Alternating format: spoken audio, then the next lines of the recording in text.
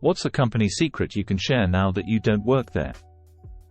I used to work for a company that rhymes with Musbeed, and we used to have somebody post this question every few months for material for one of our clickbait articles. Used to work at a graphic design firm. All our Adobe software was pirated.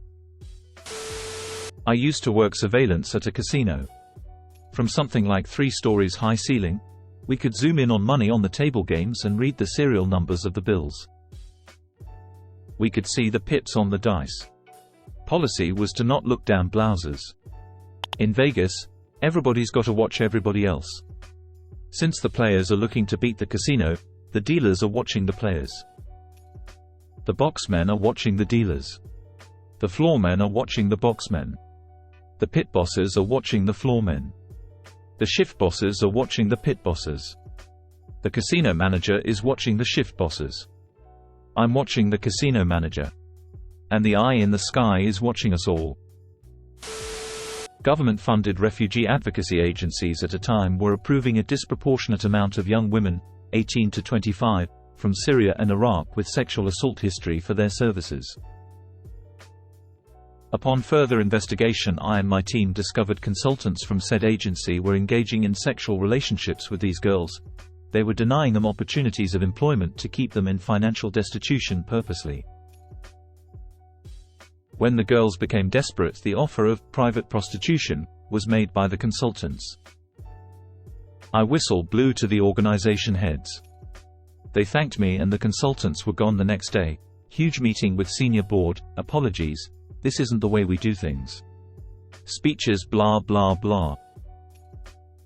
And within 3 months me and the other 6 other complainants and investigators had all resigned from the company for different reasons.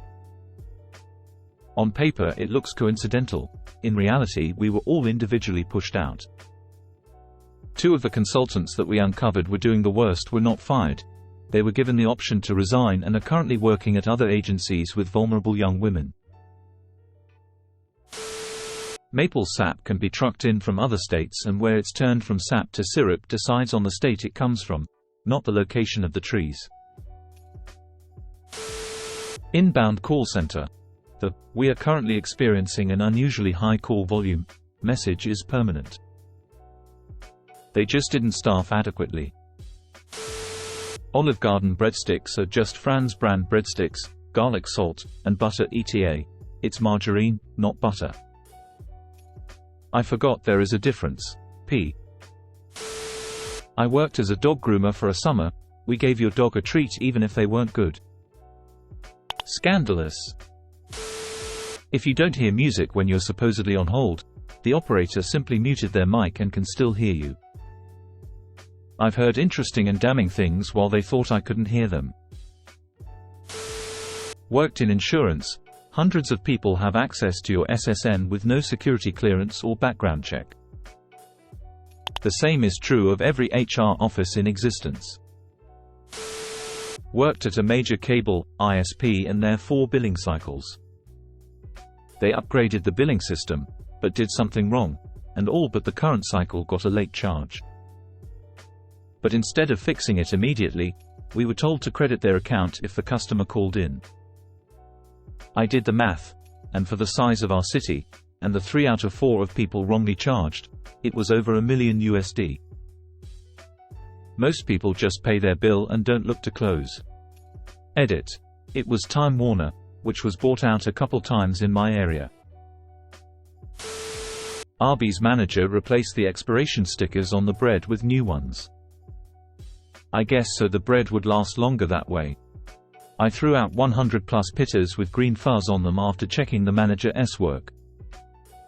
Food-related scams like this make me so angry.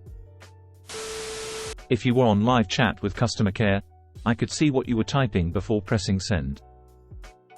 I watched people work through grotesque, racist, sexist statements, fraudulent lies and mistruths, meticulous grammar fixes, and their whole range of emotions in real time before deleting and typing, "OK." I worked for a restoration company.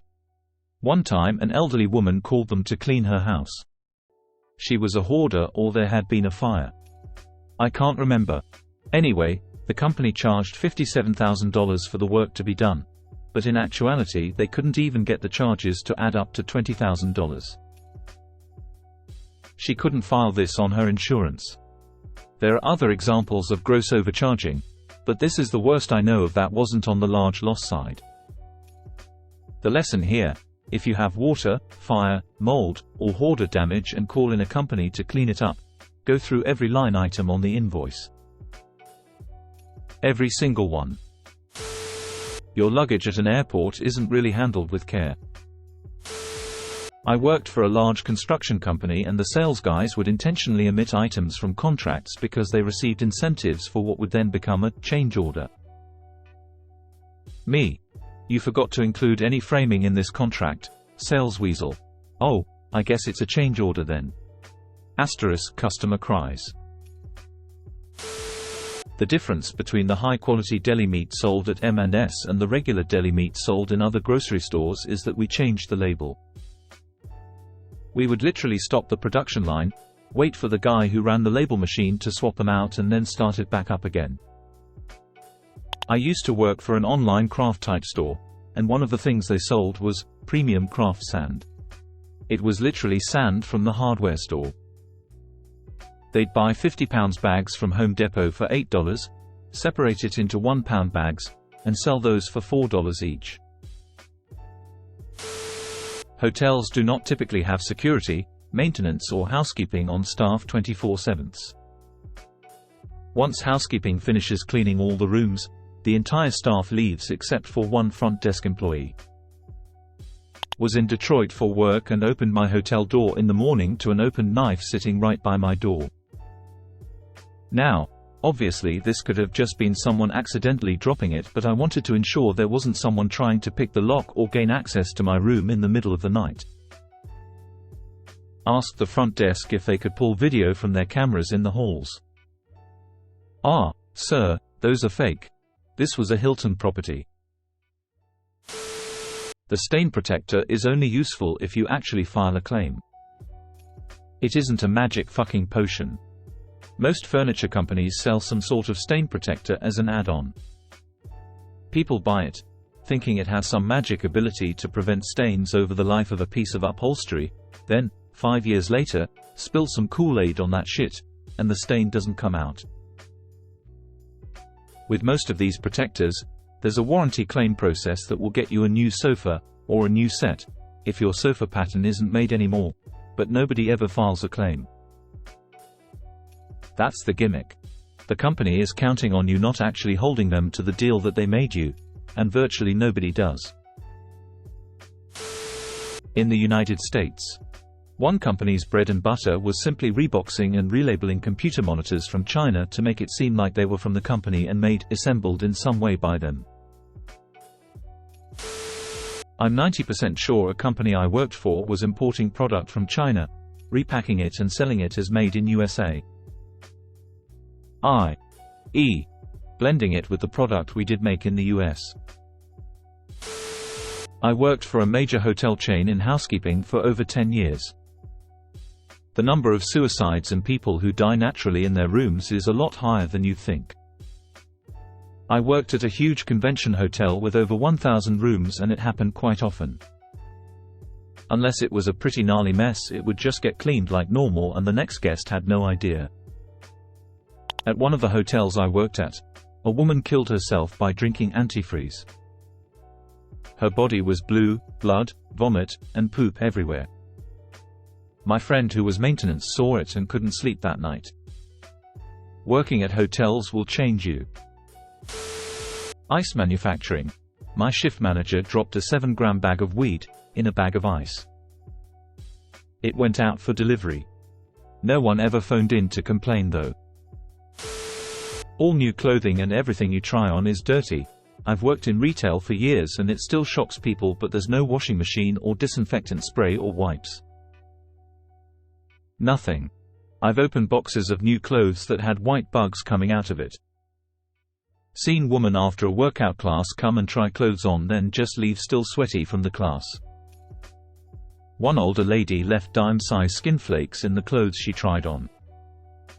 Not to mention whatever happens when they return the item or what happened in the factory.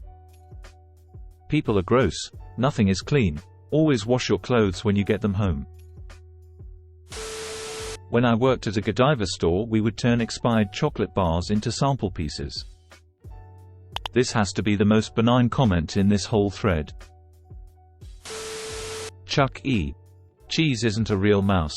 If you lived in Brandon, Florida from 07-09, it was actually me. If you pick up a wall phone at Home Depot and push 7, it activates the store-wide intercom. This works in every store in my province. A fake. Your warranty service part that took 8 months actually arrived 3 weeks after they paid the invoice. They didn't even order it for 7 months. They told you it was manufacturing delays and supply chain issues, but in reality they couldn't afford to pay their bills and had to pick and choose which orders to place. You weren't a priority.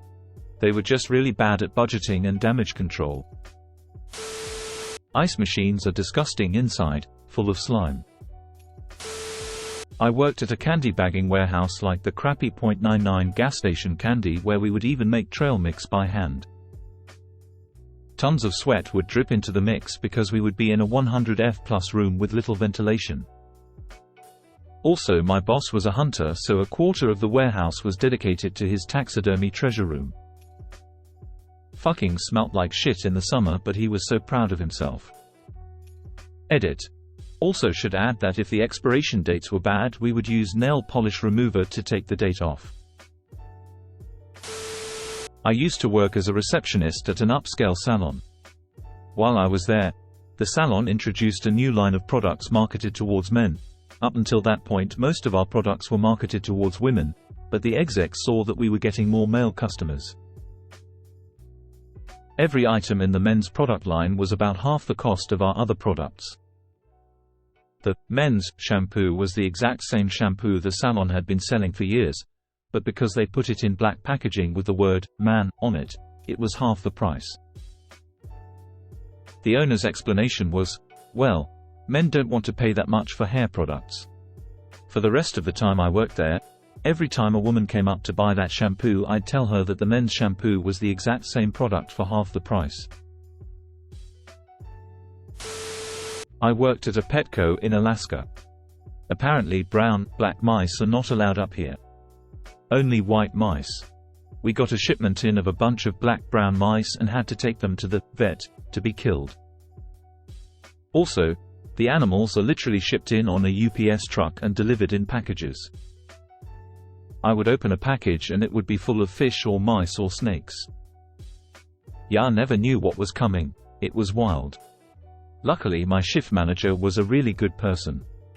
She tried her best to help any sick animal and was super diligent about keeping the cages really clean.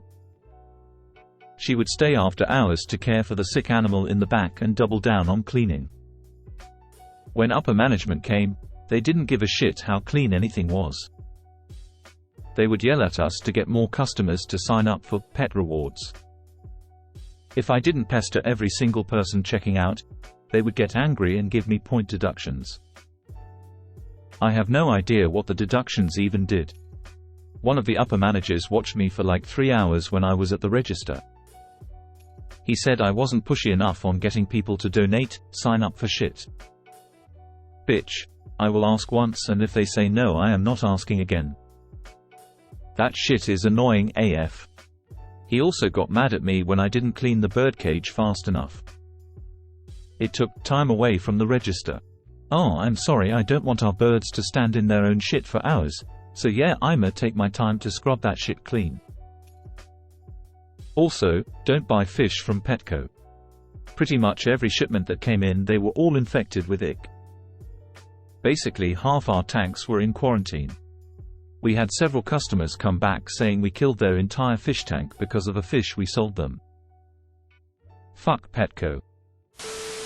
I worked at L'Oreal. The cosmetics from L'Oreal and Lancome are practically the same. But Lancome costs like $20 more. I still work here, but everyone please get a copy of your medical records from every place you've been to. Keep a hard copy. in your home because I have horror stories from working in medical records since 2007. I don't think it's a bad secret at all. But back in college, I delivered pizzas for Papa John's. The store manager must have had an undiagnosed case of OCD or germophobia or something. Because every night, he would assign someone to do the cleaning duties, mopping floors, double-checking expiration dates, throwing away expired stuff, etc. And every night, he would absolutely lose his temper and berate whoever was doing the cleaning. They were going too fast, they weren't cleaning everything, whatever. After that, he'd always take over the cleaning himself. He was amazingly picky about the cleanliness and food quality. Expiration date is 3 days from now? Fuck that, I'll order more. Throw that shit away, we're not serving it. He would also go out of pocket to buy special cleaning products, because that worthless bullshit that corporate wants us to use doesn't get the job done. He also went out of pocket to hire some kind of specialist to clean out the fountain drink dispenser, ice machine and all that stuff. The machine needs to always be as close to brand new as possible. One standout moment for me was when he reduced a cashier to tears by hollering, "Would you eat off this floor?" No. Then it's not clean enough. He wasn't telling her to eat off the floor. He was just making a point. After we'd closed the store, he'd kick all of us out, lock up behind us and stay until something like 2 a.m. cleaning the place. You always knew when he closed because you could smell the chemical scent still lingering in the air. The end result of this was the store, the food, the equipment and the facilities were always in squeaky clean condition. Customers, somehow, picked up on what a perfectionist the store manager was and bought from us all the time. Because there's a lot of peace of mind that goes in with knowing your food was cooked by someone willing to throw ingredients away before the expiration date, stay in the store until God knows when cleaning everything, etc. The true irony was how much the boss hated himself because he didn't think he was doing a good enough job to run a clean restaurant with fresh ingredients. It didn't matter how many compliments he got from customers or how many service industry veterans said they'd never worked in a place as obsessive about freshness and cleanliness as his Papa John's store. He was convinced his store was still a filthy barn. Eventually, he got promoted to some kind of high-level corporate position, district manager, that required him to visit other stores and make sure they were all up to spec. The end result of that was a lot of stores in this area all improved seemingly overnight. Buses due for MOT, a certificate of roadworthiness in the UK, would have their faulty part switched out from a working part from another bus, then swapped back afterwards. Common practice. Also, I'm no germaphobe, but there's no way in hell I'd eat on public transport. They really aren't clean. Health insurance dude. When you file a claim, it is often denied because they're counting on you not escalating it. Once you do, your case goes to a medical management group, which ought to be called the "we don't want to pay" group. Keep escalating and involve your doctor. Fight for the insurance you paid for. In a broadband company I worked for, I was tasked with editing thousands of complaints to avoid huge Ofcom fines. Dating websites don't want you to find love. They're designed to squeeze as much money out of you as possible before you cancel, and partly rely on people forgetting to cancel a subscription and put deliberate barriers in the cancellation process. Mortgage industry here, we're like cops, only answer the question asked, do not provide additional information to be helpful. It could screw you over. I used to work in college admissions. Rich donors, athletes, and other VIPs have lower admission criteria. They still have minimums, but they're super easy to reach, even for a selective university.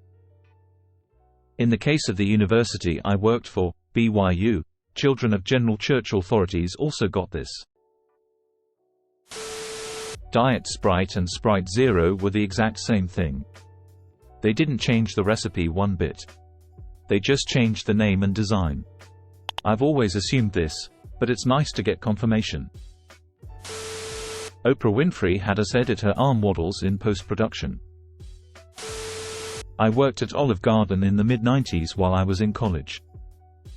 Back then, they had the all-you-can-eat soup, salad and breadsticks lunch special for like $4.25 plus tax. Working lunch shift sucked. You would get probably 2 or 3 tables, and there was a 99% chance that all of your tables were 2 ladies getting this lunch special with water during their lunch break. After about a year, several of our best servers were mysteriously fired. It turns out, they were running a scam where they used the same receipt over and over again when these ladies paid for their meal with cash. Since we could get those 3 items ourselves from the back without ringing them into the system, these servers were just pocketing the cash for the entire meal. So instead of making like $5 to $8 in tips during a lunch shift like the rest of us dumb schmucks, they would make an extra $20 or so by stealing from the company.